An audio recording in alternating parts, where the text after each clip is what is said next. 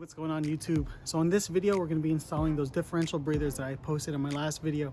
As you guys may know, that an extended differential breather kit can help with making sure water doesn't get absorbed into your differential when you guys are going through water crossings and stuff like that. When you're off-roading, water gets sucked up to the differential through your axles when there's a pressure change and a temperature change.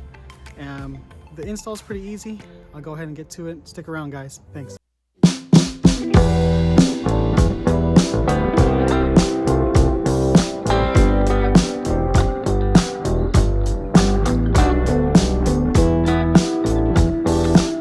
Breather kit. The actual breather housing. The tubing that I'm hoping we're gonna have enough of. Bunch of zip ties and fittings. So let's try this out. I think I'm gonna try mounting the housing somewhere up here on the firewall. Maybe this side, because this side might have some. I'll try mounting it here and we'll see. All right, so I am under the driver's side front end, and the port or the nipple for the OEM diff breathers right here. I was wrong in that the diff breathers exited at the oil dipstick. I think that's the transmission breather, if I'm not mistaken. But the diff breather exits right about right here, and then this hose right here goes into the, oh, make sure you don't get any dirt in there. The tubing with the kit all the way down to about here. I mocked it up in that location I was talking about, and I attached the tubing. So I'm just gonna yank it down here to the point where I have enough slack. And you know what? This tubing is so hard to work with. It like wants to continue coiling up on itself. I don't know how long it's been wrapped up in the packaging, but look at that. It's annoying, man. So just be mindful of that. Just gonna keep pulling it down, So removing this nipple using a 15. Nope, I wasn't using a 15. I was using a 9/16 wrench. 9/16, and it was fairly easy. It wasn't seized on. So you're just removing this until it comes out, replacing it with the fitting that comes with the kit. And sorry, I'm doing this off the camera.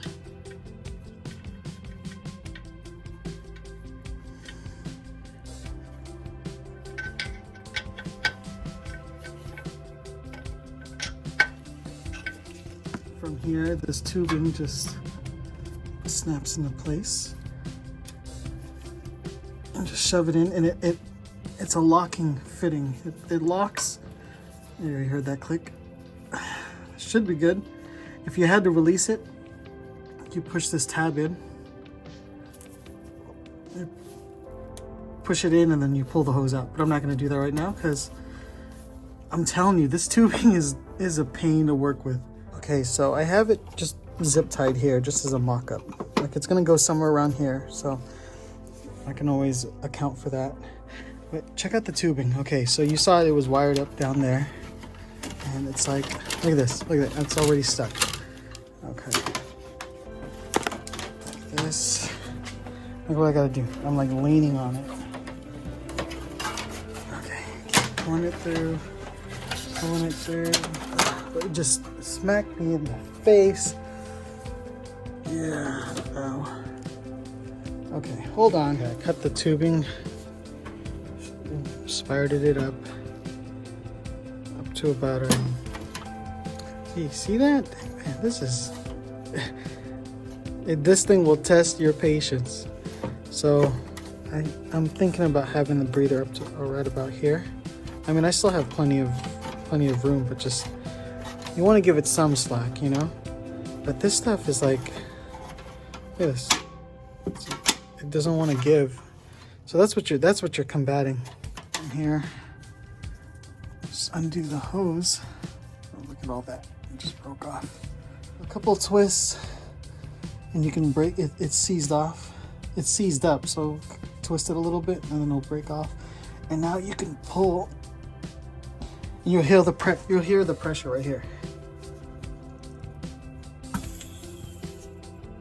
There you go. A lot less than the front.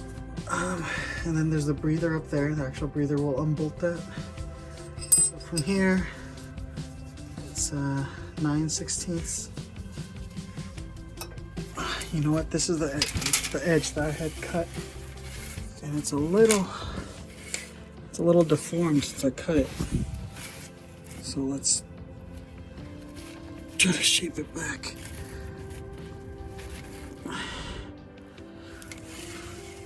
Hopefully that works.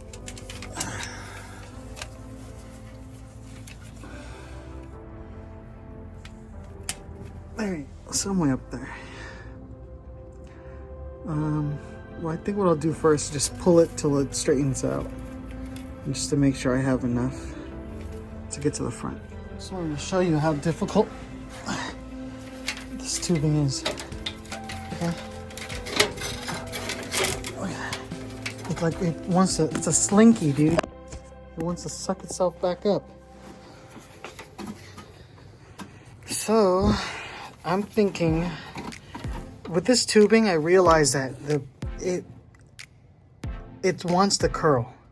It wants to curl, right? I think it's because it's been, I don't know how long it's been sitting in its packaging wrapped up like that. So it wants to continue. It wants to go back to that shape. And the more you fight it, you end up kinking the tubing. It's supposed to be crush proof, but there's a point on mine where it's actually like pinched. So if you straighten it out too much, that pinch gets worse. So I have to let it coil a little bit in certain areas. So I've realized that the more you fight it,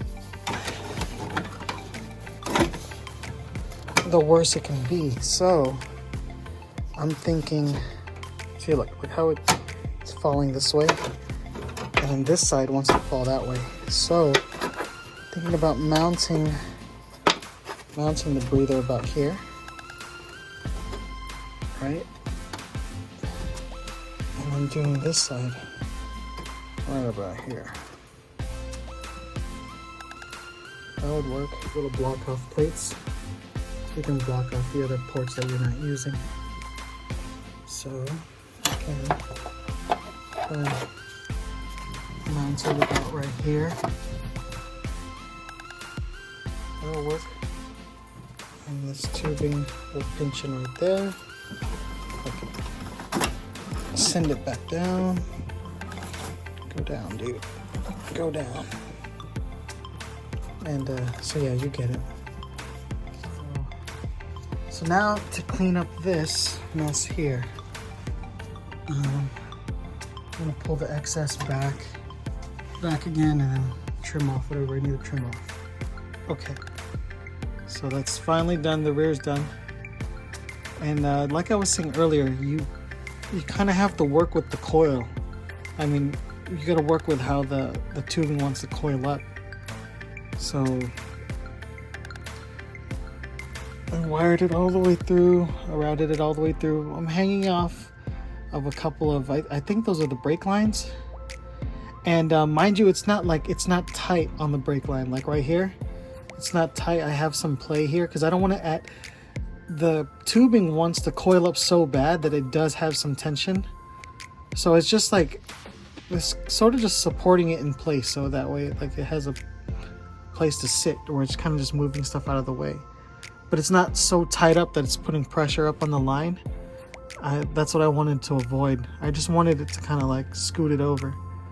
But check how it coils up right here. That was a natural coil. So when it came up to right about here, I cut it right before it would coil back up. You know what I mean? So this circle right here, this tubing right here would circle back up, creating another coil. So right before it coils up, that's where I cut it. And it honestly made it so much easier when I thought of it. So now I have it all mocked up. I don't see why it would be bad to mount it right here. I mean, are the screws gonna come in through the fender? I doubt it. But I mean, we'll give it a shot. Honestly, it's just the way the lines are. It's the most convenient way, I guess. But that doesn't look too bad, right? Simple enough, right? And that's it. There it is. Fairly simple install, right? The only thing that was a headache were those air lines. And honestly, other than that, this thing could have taken like 20 minutes.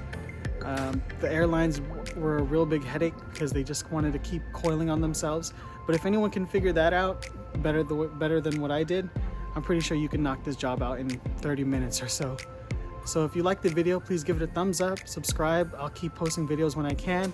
I'll also post a link to the last video that shows off the diff breather kit. So stick around, guys. Appreciate it. Thank you.